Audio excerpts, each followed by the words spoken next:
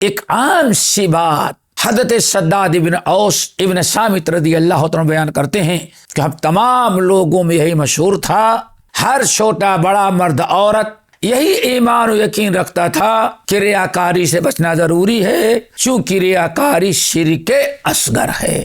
اپنے مسلمان بھائیوں کو شرک اصغر سے بچانا، اسی کو کہتے ہیں خیر خواہی۔ یہ فکر آج بھی علماء کو چاہیے کہ خطبے کے اندر، اپنے خطابات کے اندر، درس و دروس کے اندر لوگوں کو برابر شرک اصغر سے بھی ڈرایا کریں۔ اے لوگوں، اپنے آپ کو شرک اصغر سے بچاؤ۔ کیوں؟ یہ شرک آتا ہے تو کوئی دیکھ نہیں سکتا، پتہ نہیں چلتا، احساس نہیں ہوتا۔ وَأَقُولُ فِي الْقُرْآنِ مَا جَاءَتْ بِهِ آيَاتُهُ فَهُوَ الْكَرِيمُ الْمُنزَلُ وَأَقُولُ قَالَ اللَّهُ جَلَّ جَلَالُهُ وَالْمُصْطَفَى الْهَادِي وَلَا أَتَأَوَّلُ۔ بسم اللہ الرحمن الرحیم، الحمدللہ رب العالمین، والصلاة والسلام علی سید الاولین والآخرین وعلی آلہ واصحابہ اجمعین ومن تبعہم بإحسان الی یوم الدین، اما بعد، فاعوذ باللہ السمیع العلیم من الشیطان الرجیم، بسم اللہ الرحمن الرحیم، فمن کان یرجو لقاء ربہ فلیعمل عملا صالحا ولا یشرک بعبادۃ ربہ احدا۔ محترم حضرات، دینی بھائیو، دوستو، اسے پہلے نشست میں شرک کے متعلق 5 نشستیں گزر چکی ہیں، اور آج بھی اسی کا بقایا حصہ آپ کے سامنے پیش کریں گے۔ اللہ تعالیٰ سے دعا کیجیے کہ اللہ تعالیٰ ہم سب کو ہر قسم کے گناہ، خصوصاً قبائر سے بچنے کی توفیق نصیب فرمائے۔ بات چل رہی تھی کہ سب سے پہلا گناہ قبائر میں جو سب سے اکبر القبائر ہے، اس شرک باللہ ہے، اللہ تعالیٰ کے ساتھ شرک کرنا۔ پھر ہم نے بتایا کہ شرک کی 2 قسمیں ہیں، ایک کو کہا جاتا شرک اکبر، اور دوسرے کو کہا جاتا شرک اصغر۔ شرک اکبر پر کافی بحث ہو چکی ہے۔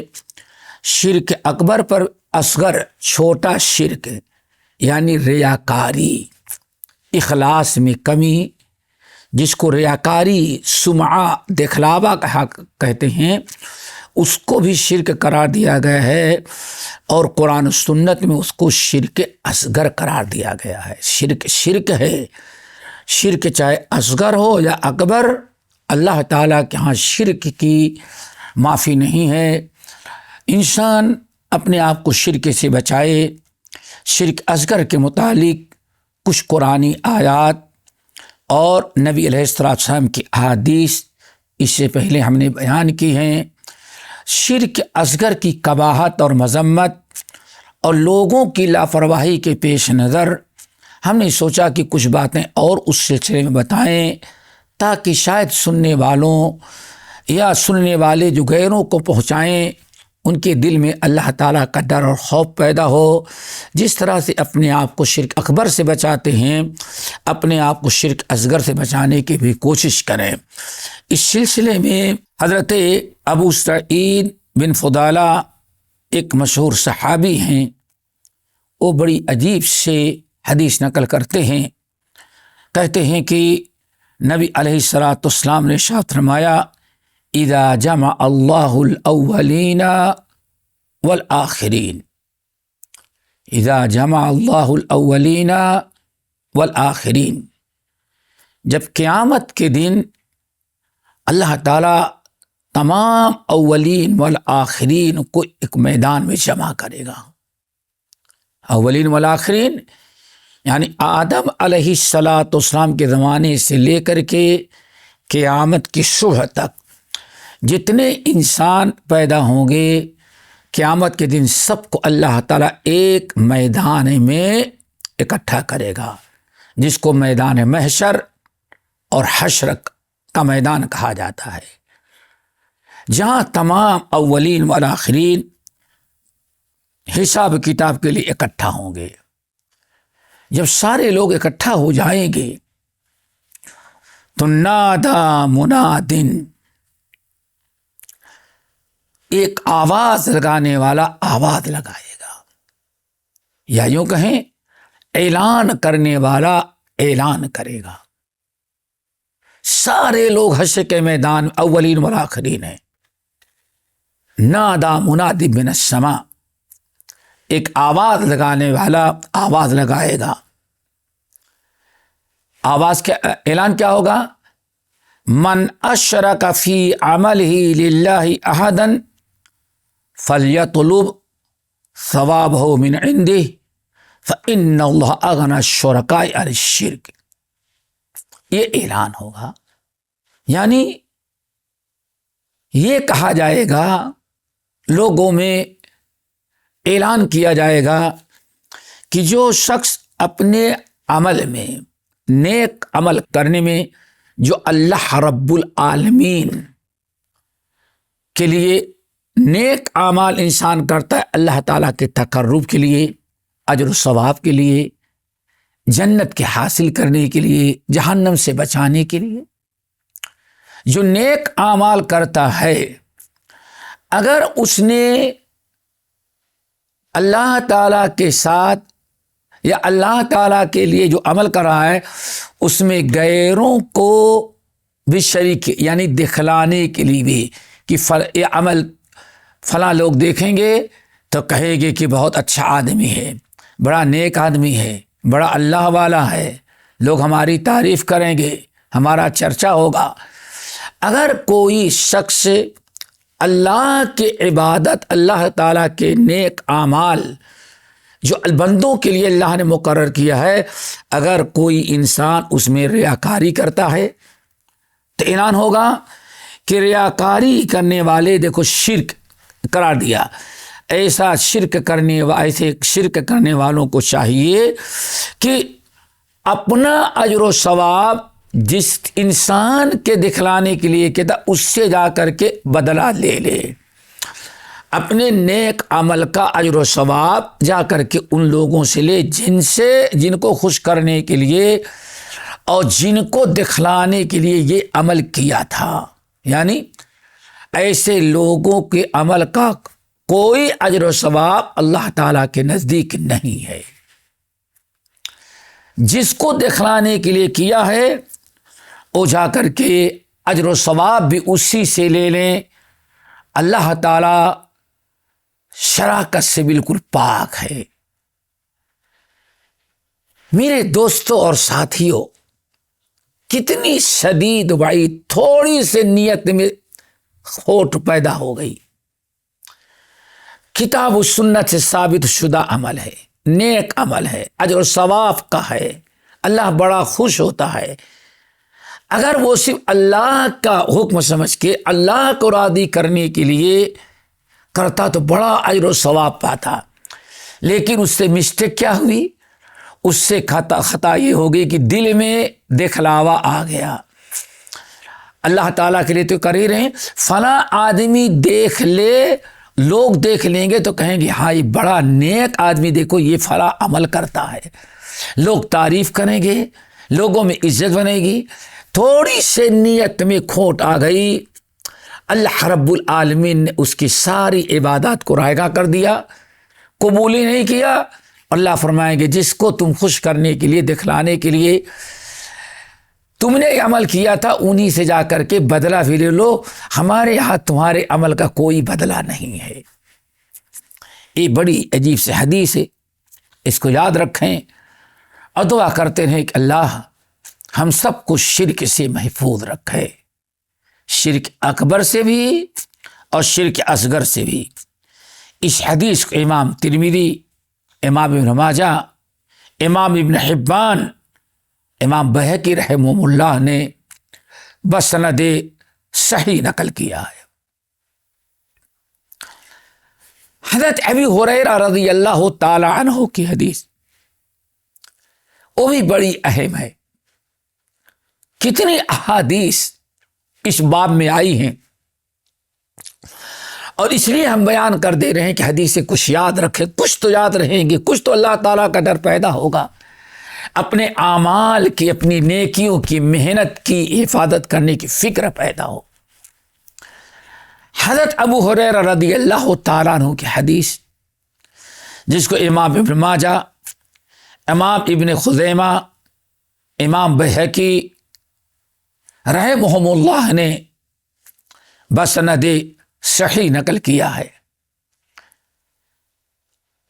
ابو ہریرہ رضی اللہ تعالیٰ عنہ کہتے ہیں کہ رسول اللہ صلی اللہ علیہ وسلم نے فرمایا، قال اللہ عز وجل، یہ حدیث قدسی ہے۔ اس حدیث کو حدیث قدسی کہتے ہیں۔ حدیثیں دو طرح کی ہوتی ہیں، ایک عام حدیث ہے جس میں کوئی صحابی کہیں کہ اللہ کے رسول صلی اللہ علیہ وسلم نے یہ فرمایا، جیسے پچھلی حدیثوں کو آپ نے سنا کہ اللہ کے رسول نے فرمایا، جس نے کوئی ایسا عمل کیا جس میں غیروں شریک کیا تو اللہ تعالیٰ کہے گا جاؤ جس کو تم نے ہمارے ساتھ شریک کیا تھا اس سے اس کا اجر و ثواب لے لو۔ ایک حدیث ہے۔ ایک دوسری قسم حدیث کی جس کو کہا جاتا ہے حدیث قدسی۔ حدیث قدسی کا مطلب یہ ہے کہ اس طرح سے روایت ہو، ابو ہریرہ رضی اللہ تعالیٰ عنہ کہتے ہیں کہ نبی علیہ الصلوۃ والسلام نے فرمایا کہ اللہ تعالیٰ یہ فرما رہے ہیں۔ اس کو کہا جاتا ہے حدیث قدسی۔ حدیث قدسی الفاظ بھی اللہ کے ہوں اور معنی اور مفہوم بھی اللہ کا ہو، اس کو کہا جاتا ہے حدیث قدسی قرآن کے علاوہ۔ اگر قرآن میں قرآن کہیں گے، اگر قرآن کے علاوہ ایسی حدیث آئے تو اس کو کہتے ہیں حدیث قدسی۔ جیسے کہ حضرت ابو ہریرہ کہتے ہیں، رسول صلی اللہ علیہ وسلم نے فرمایا، قال اللہ عز وجل، اللہ عز وجل فرماتے ہیں، یہ حدیث قدسی ہو گئی۔ کیا فرمایا؟ انا اغنی الشرکاء عن الشرک، ہر قسم کے پارٹنروں سے میں بالکل پاک ہوں۔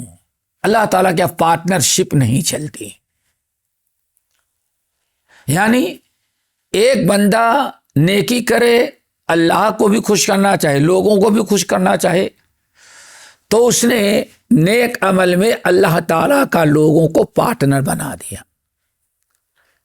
اس کو کہے جاتے ہیں شریک۔ اللہ اس کو پسند نہیں کرتا۔ انا اغنی الشرکاء عن الشرک، اللہ تعالیٰ فرماتے ہیں میں شراکت سے بالکل بے نیاز پاک ہوں۔ کسی بھی چھوٹے بڑے عمل میں ہم شراکت پسند نہیں کرتے، صرف بندہ 100% میرے لیے عمل کرے۔ آگے اس لیے اللہ فرماتے ہیں فَمَنْ عَمِلَ لِي عَمَلًا، فَمَنْ عَمِلَ لِي عَمَلًا، جس شخص نے کوئی ایسا عمل کیا، نیک عمل کیا، فَمَنْ عَمِلَ لِي عَمَلًا، جس شخص نے میرے لیے کوئی نیک عمل کیا، نماز، روزہ، حج، زکوٰۃ، عمرہ، صدقات اور خیرات، علم حاصل کرنا، شریعت کا عالم بننا، حافظ بننا، قاری بننا، واعظ اور خطیب بننا، مفتی اور علامہ بننا، جس شخص نے کوئی بھی اچھا عمل کیا لیکن اس عمل میں غیروں کو بھی میرے ساتھ شریک کیا، کسی بڑے کو چھوٹے کو اللہ تعالیٰ کے ساتھ شریک کیا۔ شریک کا مطلب یہ کہ اللہ بھی خوش ہوگا اور بندے بھی خوش ہوں گے، بندوں میں ہمارا نام روشن ہو جائے گا۔ جس شخص نے ایسا عمل کیا، اللہ فرماتے فَأَنَا بَرِيءٌ مِّنْهُ، فَأَنَا مِنْهُ بَرِيءٌ، میں ایسے شخص سے بالکل بری ہوں۔ کیا مطلب؟ ایسے بندے کا ہم سے کوئی تعلق نہیں۔ ایسا بندہ جو بھی نیک عمل کرتا ہے، اس کے عمل کی کوئی ضرورت مجھے نہیں، میں اس کا عمل قبول ہی نہیں کرتا۔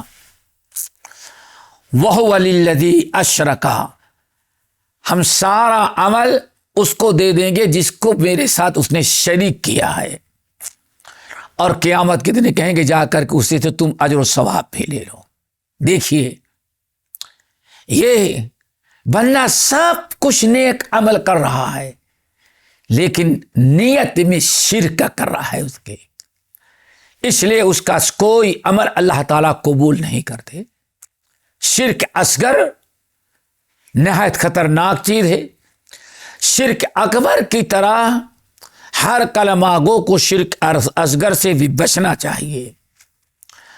چنانچہ صحابہ کرام رضوان اللہ علیہم اجمعین اپنے آپ کو ریاکاری سے، اس شرک اصغر سے کتنا زیادہ بچاتے تھے اس کا اندازہ آپ حضرت شداد ابن اوس ابن صامت، بڑے مشہور صحابی ہیں جن کا شمار علماء صحابہ میں سے ہوتا ہے۔ شداد بن اوس ابن صامت یہ بہت بڑے عالم ہیں۔ صحابہ کہتے تھے اللہ تعالیٰ نے ہم لوگوں کو علم دیا لیکن علم میں کمی ہے، لیکن ہمارے ایک صحابی ہمارے بھائی ہیں جن کا نام شداد ابن اوس ابن صامت ہے، اللہ نے ان پر بہت بڑا کرم کیا ہے۔ کیا کرم کیا ہے؟ اللہ نے ان کو علم دیا ہے، علم کے ساتھ حلم بھی دیا ہے۔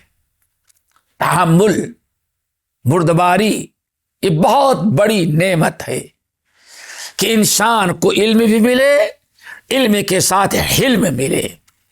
تو یہی ابو شداد ابن اوس ابن صامت رضی اللہ تعالیٰ عنہ جن کا شمار علماء صحابہ فقہاء صحابہ میں سے ہوتا ہے، یہ بڑی پیاری بات کہتے ہیں، سنیں، یاد رکھیں، غیروں تک پہنچائیں، غیروں کو نصیحت کریں، اپنے اہل وعیال کو، اپنے بال بچوں کو، اپنے دوست احباب کو نصیحت کریں۔ کیا کہتے تھے؟ کنا نعد الریاء، شداد ابن اوس رضی اللہ تعالیٰ کہتے ہیں کنا نعد الریاء فی زمن النبی صلی اللہ علیہ وسلم الشرک الاصغر۔ اس حدیث کو امام حاکم رحمت اللہ علیہ وغیرہ نے بھی نقل کیا ہے۔ حدیث بڑی اہم ہے۔ کہتے ہیں کہ ہم لوگ نبی علیہ الصلوۃ والسلام کے زمانے میں ریاکاری کو شرک اصغر شمار کرتے تھے، یعنی ایک عام دستور تھا۔ ہر چھوٹا بڑا انسان شرک اصغر سے ریاکاری سے بچاتا تھا اپنے آپ کو۔ دعا کرتے تھے اللہ ہمیں شرک ریاکاری سے بچانا، شرک سے بچانا، ہمیں اخلاص عطا کرنا۔ کتنی بڑی بات، کنا نعد الریاء۔ نبی علیہ الصلاۃ والسلام کے زمانے میں ہم سارے مسلمان ایک بات پر متفق تھے اور ہر ایک یہی سمجھتا تھا، کیا؟ ہر چھوٹا بڑا یہ کہتا اور اس بات پر ایمان و یقین رکھتا کہ ریاکاری شرک اصغر ہے، یعنی اس سے بھی بچنا بہت ہی ضروری ہے۔ اگر صحابی کوئی بات کہیں یا کوئی عمل بتائیں اور اس کی نسبت نبی علیہ الصلاۃ والسلام کے زمانے کی طرف کر دیں تو حدیث بن جاتی ہے، حدیث رسول اس میں اس کا شمار ہوتا ہے۔ تو یہاں ایک عام سی بات حضرت شداد ابن اوس ابن صامت رضی اللہ عنہ بیان کرتے ہیں کہ ہم تمام لوگوں میں یہی مشہور تھا، ہر چھوٹا بڑا مرد عورت یہی ایمان و یقین رکھتا تھا کہ ریاکاری سے بچنا ضروری ہے، چونکہ ریاکاری شرک اصغر ہے۔ اللہ تعالی ہم لوگوں کو بھی شرک اکبر سے جیسے بچایا ہے شرک اصغر سے بھی ہم کو بچائے۔ اب یہاں ایک دو واقعے بڑے اہم ہیں، ان کو بتا دینا میں بہت ہی ضروری سمجھتا ہوں۔ حضرت ابو علی قبیلے بنی کاہل کے ایک تابعی ہیں۔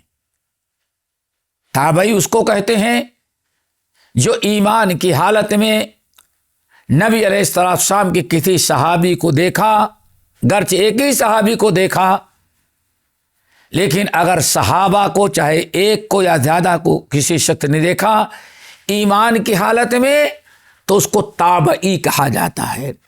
جیسے نبی علیہ السلام کو ایمان کی حالت میں جس نے دیکھا اور ایمان ہی پر وفات ہوئی تو اس کو صحابی کہتے ہیں۔ اسی طرح سے نبی علیہ السلام کے بعد جس شخص نے ایمان کی حالت میں صحابہ کو دیکھا، ایک کو دیکھا، بہتوں کو دیکھا، چھوٹے کو دیکھا یا بڑے کو دیکھا، جس شخص نے ایمانی آنکھ سے ایک صحابی کو بھی دیکھ لیا اس کو تابعی کہا جاتا ہے۔ تو ابو علی جو بنی کاہل کے ایک شخص ہیں وہ تابعی ہیں، شاگرد ہیں کئی صحابہ کے، ان میں ابو موسیٰ الاشعری رضی اللہ تعالی عنہ بھی ہیں۔ کہتے ہیں ابو علی کہ ایک دن ابو موسیٰ اشعری رضی اللہ تعالی عنہ نے ہم لوگوں کو خطبہ دیا، خطاب کیا۔ جمعے کا خطبہ بھی ہو سکتا ہے، عام خطاب بھی ہو سکتا ہے۔ خطاب کرتے ہوئے حضرت ابو موسیٰ اشعری رضی اللہ تعالیٰ عنہ نے فرمایا یا ایھا الناس، یا ایھا الناس اتقوا ھذا الشرک فإنه أخفى من دبیب النمل۔ فقام إلیہ عبد اللہ ابن حزن وقیس بن المضارب فقال واللہ لتخرجن مما قلت او لنأتین عمر مأذونا او غیر مأذون۔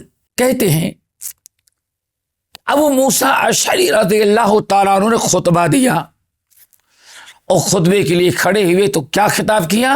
یا ایھا الناس، اے مسلمانوں، اے کلمہ پڑھنے والو، اتقوا ھذا الشرک، تم لوگ اپنے آپ کو اس شرک سے بچاؤ، یعنی شرک اصغر سے، ریاکاری سے۔ اللہ، اتنی اہمیت تھی۔ ابو موسیٰ اشعری خطاب کر رہے ہیں اور موضوع سخن کیا ہے؟ اپنے مسلمان بھائیوں کو شرک اصغر سے بچانا۔ اسی کو کہتے ہیں خیر خواہی۔ یہ فکر آج بھی علماء کو چاہیے کہ خطبے کے اندر، اپنے خطابات کے اندر، درس و دروس کے اندر لوگوں کو برابر شرک اصغر سے بھی ڈرایا کریں۔ خیر القرون کی بات ہے۔ ابو موسیٰ اشعری خطبہ دے رہے ہیں اور موضوع سخن کیا ہے؟ یا ایھا الناس، اے لوگو، اتقوا ھذا الشرک، تم لوگ اپنے آپ کو اس شرک سے بچاؤ۔ اتقوا ھذا الشرک، تم لوگ اپنے آپ کو اس شرک سے بچاؤ۔ کیوں؟ آگے کیا بیان فرماتے ہیں؟ سب لوگ سمجھتے تھے شرک ناجائز ہے، ریاکاری شرک اصغر، شرک ہے، ناجائز و حرام ہے، انسان کی ساری نیکیاں رائے گاں ہو جاتی ہیں، لیکن اس کے باوجود ابو موسیٰ اشعری رضی اللہ تعالیٰ عنہ نصیحت کر رہے، یاد دہانی کرا رہے ہیں۔ اس کی وجہ کیا ہے؟ وجہ بیان کرتے ہوئے فرمایا فَإِنَّهُ أَخْفَى مِن دَبِيبِ النَّمْلِ، کیونکہ یہ شرک اصغر یہ کسی کو نظر نہیں آتا۔ اللہ اکبر، یہ کسی کو نظر نہیں آتا، اور شرک اصغر کرنے والے کے عقل میں بھی شرک سمجھ میں نہیں آتا، وہ بھی لاپرواہ ہوتا ہے۔ اس لیے فرمایا اور یہ شرک اصغر لوگوں کے عقیدے میں، لوگوں کے دل میں، لوگوں کے عمل میں اتنا پوشیدہ داخل ہوتا ہے کہ دبیب النمل سے بھی زیادہ وہ پوشیدہ ہوتا ہے۔ دبیب النمل، دبیب النمل کیا چیز ہے؟ نمل کہتے ہیں چیونٹی، اس کو سمجھیں۔ ابو موسیٰ اشعری رضی اللہ تعالیٰ عنہ نے خطاب میں کہا کہ لوگوں یہ دبیب النمل سے بھی زیادہ پوشیدہ دل میں آ جاتا ہے، یہ آدمی کو پتہ بھی نہیں چلنے دیتا، احساس بھی نہیں ہوتا، اور یہ شرک آ جاتا دبیب النمل کی طرح۔ دبیب النمل کیا چیز ہے؟ دب یا دبو، اللہ کی جاندار مخلوق دو طرح کی ہوتی ہے۔ ایک ہے جس کو اللہ تعالیٰ پیر دیتے ہیں اور اپنے پیر پر چلتا ہے، جیسے انسان کو اللہ نے پیر دیا، دو پیر پر چلتا ہے۔ چوپائے ہیں، اللہ نے چار پیر دیا، وہ بھی چلتے ہیں اپنے پیروں پر۔ سب یہ ساری مخلوق جس کو اللہ پیر دیتا ہے، چھوٹا پیر دے یا بڑا، یہ چلتے ہیں تو لوگوں کو نظر آتا ہے، جسم اوپر ہوتا ہے اور پیر پر چلتے ہوئے نظر آتا ہے، چاہے چھوٹی چیز ہو بڑی چیز۔ اونٹ بھی نظر آ جاتا ہے، انسان بھی نظر آ جاتا ہے، اور چھوٹی سے بلی ہوتی ہے وہ بھی نظر آ جاتی ہے، بلی کا بچہ بھی نظر آ جاتا ہے۔ یہ پیر والے ہیں۔ پیر والی مخلوق جب چلتی ہے تو اس کے اندر کئی چیزیں پائی جاتی ہیں۔ نمبر ایک، دور سے نظر آ جاتا ہے۔ نمبر دو، وہ چلتا ہے، چار پیر والا جانور، چار پیر والی مخلوق چلتی ہے تو پیروں کی آہٹ سے محسوس ہوتی ہے، کھٹ کھٹ پتہ چلتا ہے کہ آ رہا ہے، گھوڑا دوڑ رہا ہے، بیل دوڑ رہا ہے۔ جب بھی پیر والی مخلوق دوڑے گی تو چلے گی تو آپ دیکھیں گے اس کے چلنے کی آہٹ محسوس ہوتی ہے۔ اگر کوئی انسان ایسی مخلوق کو آنکھوں سے نہ دیکھ سکے تو پیروں کی آہٹ سے محسوس کرتا ہے کہ ہاں کوئی جا رہا ہے، ہوشیار ہو جاتا ہے۔ اور ایک مخلوق وہ ہے جو پیٹ کے بل زمین پر رینگتی ہے، یا پیر ہوں گے تو اتنے چھوٹے ہوں گے کہ نظر نہ آئے۔ یہ زمین پر رینگنے والی چیز جو ہے، جیسے سانپ ہے، اژدہا ہے، دیکھیں یہ سب چلتے ہیں، رینگ کر کے چلتے ہیں۔ ایسی چیزوں کو جب تک انسان دیکھتا نہیں اپنے آپ کو بچا نہیں پاتا، چونکہ ان کے چلنے میں کوئی آہٹ ہی نہیں ہے، کوئی آواز نہیں ہے۔ یہ بڑی خطرناک چیز ہوتی ہے۔ تو دوستو یہ دو قسم کی مخلوق ہے۔ نبی علیہ السلام نے حضرت ابو موسیٰ اشعری رضی اللہ تعالیٰ عنہ فرمایا، یہ مخلوق شرک جو آتا ہے ایسے پوشیدہ طور پر آتا ہے کہ آدمی کو نظر نہیں آتا۔ جیسے چیونٹی چلتی ہے تو چیونٹی کی آہٹ سے لوگوں کو پتہ نہیں چلتا، ایسے ہی شرک اصغر آتا ہے۔ اس لیے خطاب کر رہے ہیں، اے لوگوں اپنے آپ کو شرک اصغر سے بچاؤ۔ کیوں؟ یہ شرک آتا ہے تو کوئی دیکھ نہیں سکتا، پتہ نہیں چلتا، احساس نہیں ہوتا۔ جیسے چیونٹی چلتی ہے تو جب تک آنکھوں سے نظر نہ آئے تب تک انسان کو احساس نہیں ہوتا۔ اللہ تعالیٰ سے دعا کرو کہ اللہ تعالیٰ ہم سب کو شرک اصغر اکبر کی طرح شرک اصغر سے بھی بچائے اور ریاکاری سے محفوظ رکھے۔ یہ حدیث بڑی اہم ہے، اس کا بقایا حصہ بھی ہے جس کی تکمیل انشاءاللہ ہم اگلی نشست میں کریں گے۔ اللہ تعالی ہم سب کو عمل کے توفیق نصیب فرمائے۔ اقول قولی ھذا واستغفر اللہ من کل ذنب واتوب الیہ۔